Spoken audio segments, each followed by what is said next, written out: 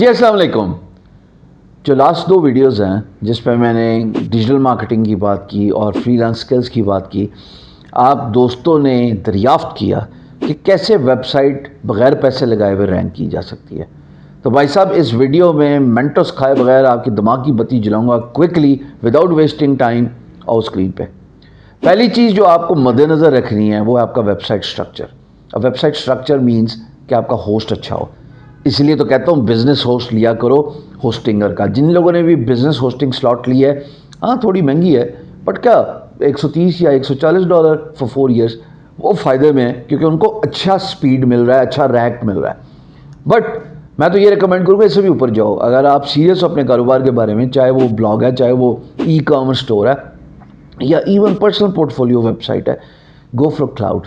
Because cloud के बड़े फ़वाद हैं। एक प्राइमरली स्पीड, और गूगल की रैंकिंग में speed matters a lot. Structure अच्छा होना चाहिए। अगर आप वेबसाइट जो है स्मार्टफोन में देख रहे हैं तो ये देखो इजीली आप स्क्रॉल तो कर सको ना यार। ये थोड़ी है कि टेक्स्ट जम्बल्ड अप हो, क्लटर्ड हो और आप पढ़ ही ना सके।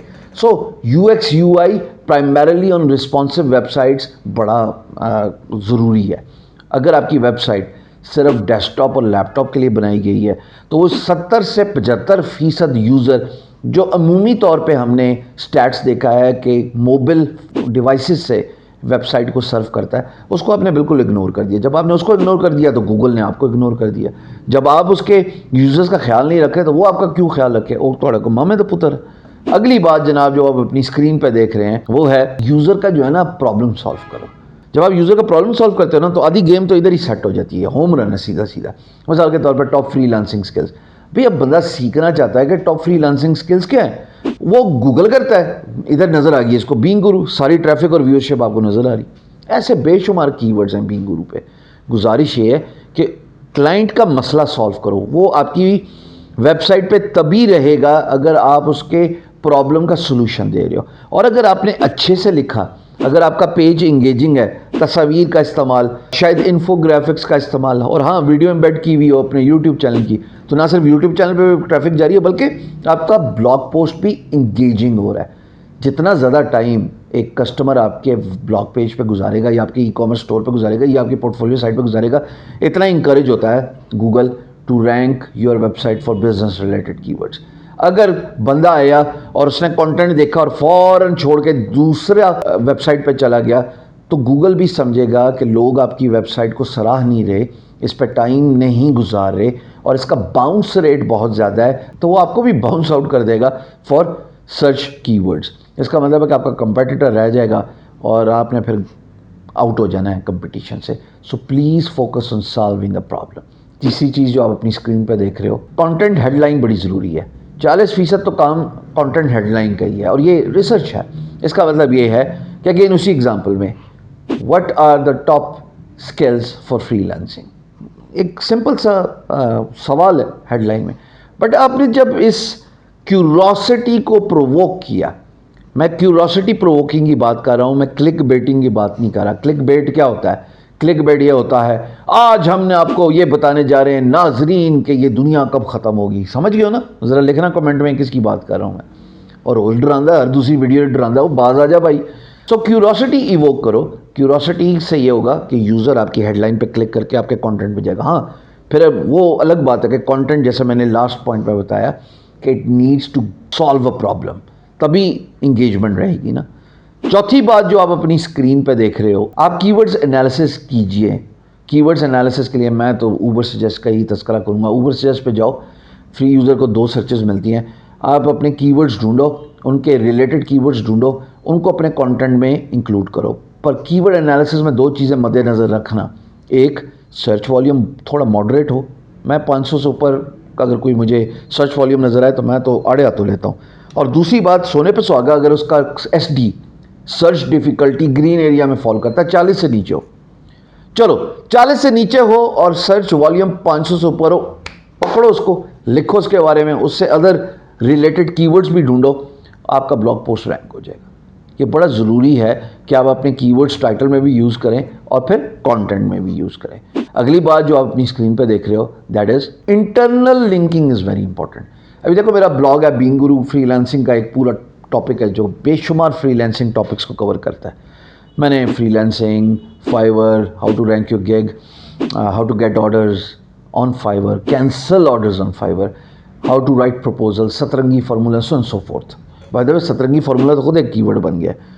अब जब मैंने एक ब्लॉग पोस्ट लिखा कि टॉप फ्रीलांसिंग स्किल्स ऑफ 2022, तो कुछ चीज़ें हैं जो मुझे इंटरनल लिंक करनी है। अगर मैंने किसी को बताना है कि फ्रीलांसिंग क्या है, तो मैंने एक ऑलरेडी ब्लॉग पोस्ट लिखा हुआ है, फ्रीलांस डेफिनेशन या व्हाट इज़ फ्रीलांसिंग। अब उस कीवर्ड को, कॉन्टेक्चुअल कीवर्ड को मैंने उठाया और अपनी वेबसाइट पे भेज दिया। तो जब आप रिलेटेड कीवर्ड्स को इंटरलिंकिंग कर रहे हो तो गूगल इनकरेज होता है कि यार इसका टॉपिक कवरेज बहुत अच्छी है, ये जानता है इस टॉपिक को। अब रिलेटेड कीवर्ड क्या है, मिसाल के तौर पे एक आसान एग्जांपल मैं समझाता हूँ। क्रिकेट है ना, अब क्रिकेट में क्या क्या होता है, bowling, batting, cricket grounds, records, so and so fourth, wickets, wicket keeping, slip fielding और ऑल दैट। आप रिलेटेड कीवर्ड्स उस मेन टॉपिक से ढूंढिए, वो भी अगेन उबर सजेस्ट आपको देता है, और उनको कवर कीजिए। जितना ज़्यादा कवरेज होगा उतनी लाइफ जिंगा लाला। अगली चीज़ जो आप अपनी स्क्रीन पे देख रहे हो, कंटेंट इंगेजिंग बनाओ। जितना टाइम लोग आपकी वेबसाइट पे स्पेंड करेंगे उतना ही आपका कंटेंट हाई रैंक होगा for your business related keywords. अब इंगेजिंग कंटेंट कैसे होता है, अच्छे तरीके से लिखो, आपका यूएक्स यूआई प्यारा हो, इन्फोग्राफिक्स का इस्तेमाल ज़रूर कीजिए, वीडियोज़ का इस्तेमाल ज़रूर कीजिए। Make sure you do whatever you can in your capacity to hook your user to your content. अगली बात जो अपनी स्क्रीन पे देख रहे हो, use tools on your website. अच्छा, यहाँ पे मैं जिक्र करूंगा नील पटेल का। उसकी जो मेन मार्केटिंग एजेंसी है neelpatel.com, उससे ज़्यादा ट्रैफिक वो लेके आता है उबर सजेस्ट पे। उबर सजेस्ट इज अ टूल जो आपकी मदद करता है कीवर्ड्स ढूंढने में, कंपेटिटर एनालिसिस में, या अपनी वेबसाइट की रिपोर्ट लेने में, ताकि आपको पता लगे कि आपकी वेबसाइट में क्या क्या खामियां हैं, क्या प्रॉब्लम्स हैं। और फिर ना सिर्फ वो उनकी निशानदेही करता है बल्कि आपको एक्शनेबल स्टेप्स भी बताता है कि भाई ये कर ले, तेरी वेबसाइट रैंक हो जाएगी। इसका मतलब है कि टूल आपकी वेबसाइट पर होना बड़ा ज़रूरी है। अब टूल कहाँ से मिलेगा? वर्डप्रेस यूजर्स के लिए एक खुशखबरी है, कोड कैनियन एक साइट है, ऑलमोस्ट हर टॉपिक को कवर किया हुआ है, कुछ भी हो। जब आप टूल्स दे रहे हैं ना तो आपका कंटेंट रैंक होता ही होता है। ये मैंने पर्सनली एक्सपीरियंस किया वर्कचेस्ट पे। फ्रीलांसर आ रहा है, सर्विस डाल रहा है, क्लाइंट आ रहा है, जॉब पोस्ट कर रहा है, फ्रीलांसर जो है वो प्रपोजल दे रहा है, उस पर बिडिंग कर रहा है, आपस में बातें कर रहे हैं। टूल है तो it gives them a reason to keep coming back on my website. ये जो गूगल एनालिटिक्स का सिर्फ एक हफ्ते का आपको ग्राफ व्हील नजर आ रहा है, ये रिटर्निंग कस्टमर्स का है, because I have given them a tool. चलिए ना, दिमाग की बत्ती बगैर मेंटोस खाए, 1 रुपया नहीं लगता होता इन कामों पे। थोड़ा सा अक्ल इस्तेमाल करें। SEO is not difficult. अगली बात जो बताने लगा वो उससे भी ज़्यादा इंपॉर्टेंट है। अगर आपकी वेबसाइट पे पुराना कंटेंट है ना, ब्लॉग में, वेबसाइट में, या आपका ई-कॉमर्स, उसको रिवाइज करते रहा करो, और ऊपर वाली जितनी भी बातें बताई हैं वो सारे एलिमेंट्स फैक्टर इन करो। प्राइमरली कीवर्ड एनालिसिस करें। कीवर्ड एनालिसिस, अपने पुराने ब्लॉग पोस्ट को रीवैम्प करें, वो कीवर्ड्स इंक्लूड करें जिनका सर्च वॉल्यूम और SD कम है। आप देखें आप, और फिर इंटरलिंकिंग लाजमी। फिर आप देखें कि आपका कैसे कंटेंट रैंक होना शुरू हो जाता है। मेरी टीम पिछले 2 महीने से almost 45% of our efforts are being spent in revamping old content. तभी तो नया नहीं लिख रहे कि यार पुराने को पकड़ो और उनको रीवैम्प करते रहो, और बहुत सारी चीज़ें रैंक होना शुरू हो गई हैं। Last but not the least, please make sure कि आप अपनी वेबसाइट पे जो कमेंटिंग हो रही होती है ना, ख़ासतौर पे ई-कॉमर्स स्टोर्स वाले, उनका जवाब दिया करो, इंगेजमेंट बढ़ाओ। तमाम वो gimmicks, trades up your sleeve use करो जिससे आपकी वेबसाइट पे यूज़र इंगेज रहे, हुकअप रहे। कुछ भी कीजिए, पर यूज़र अगर आपकी वेबसाइट पर रहा तो गूगल इंकरेज होगा to rank you higher for your business related keywords.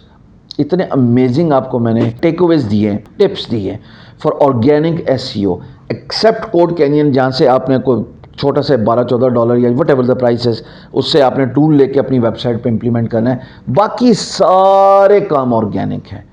जब आप इन स्ट्रैटेजीज़ को इंप्लीमेंट करोगे, इंशाल्लाह दुआएं दोगे। बहुत बहुत शुक्रिया।